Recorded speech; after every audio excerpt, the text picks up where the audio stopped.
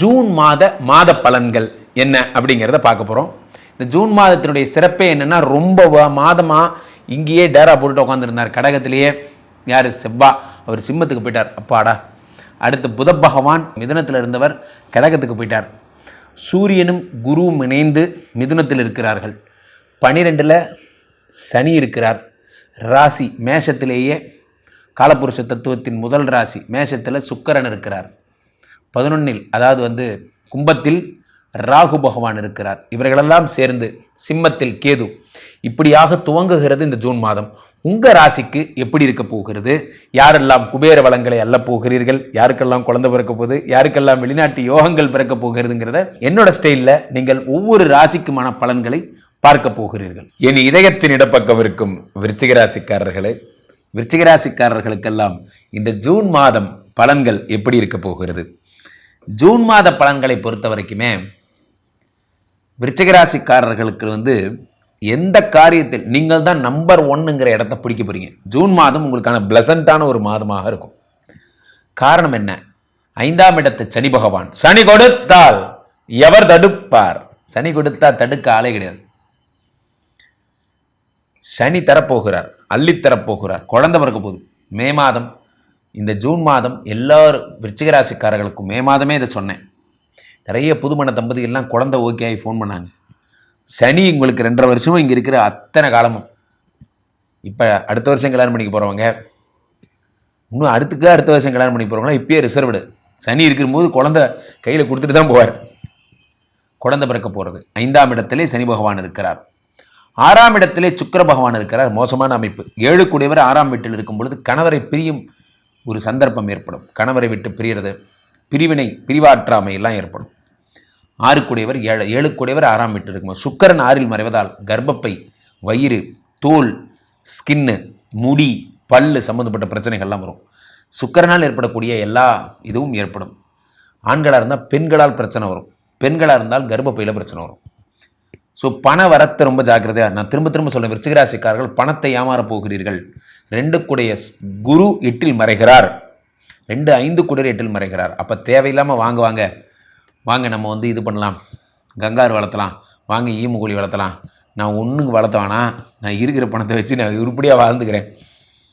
ஈமுகோழிக்கு ஒரு முட்டை எடுக்கிறதுக்கு 10,000 ரூபா ஆகும். அந்த 10,000 ரூபா இருந்தால் நான் 1.5 கிராம் தங்கம் எடுத்துப்பேன். இப்படி யோசிங்க.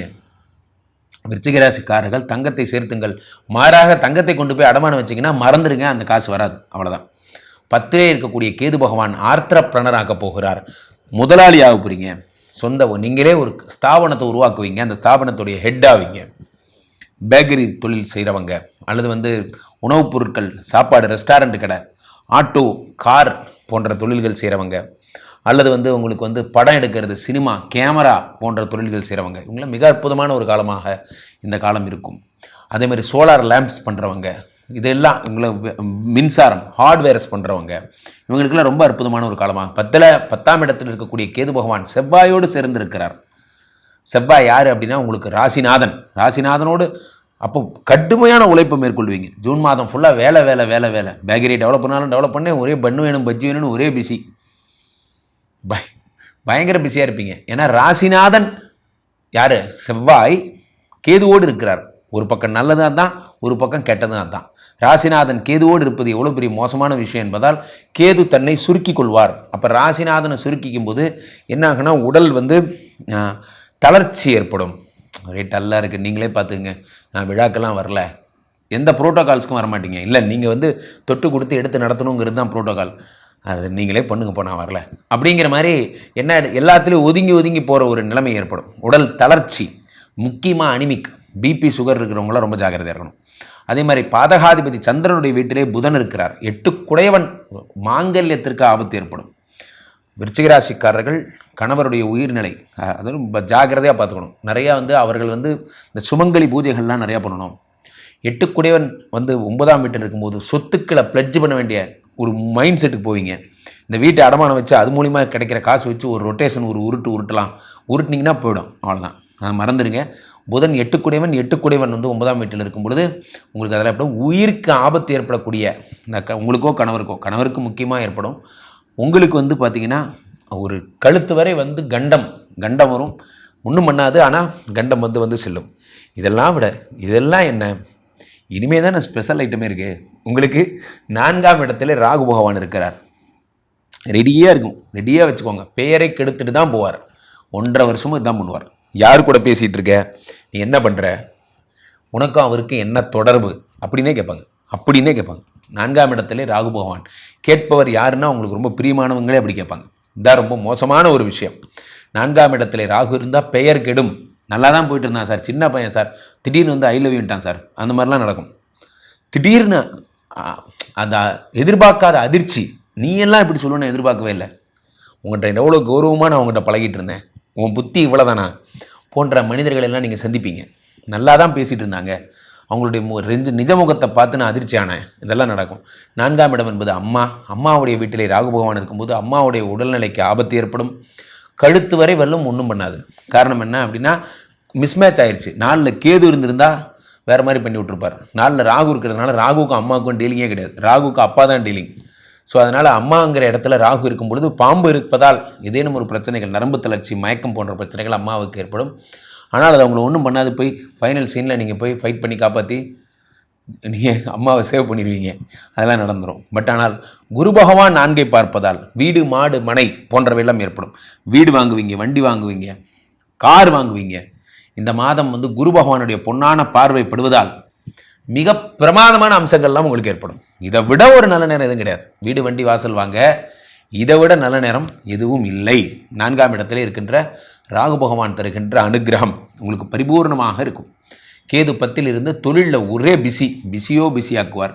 விருச்சிகராசிக்காரர்களுக்கு ஜூன் மாதம் சிறப்பு. ஆகையினாலே இந்த மாதம் என்பது மிக மிக அதிர்ஷ்டங்களை தரும் மாதமாக கருதப்படுகிறது. எப்படின்னா, இந்த அதிர்ஷ்டம் அப்படிங்கிற ஒரு விஷயத்தை நிர்ணயிக்கிறதே ராகு பகவான் தான்.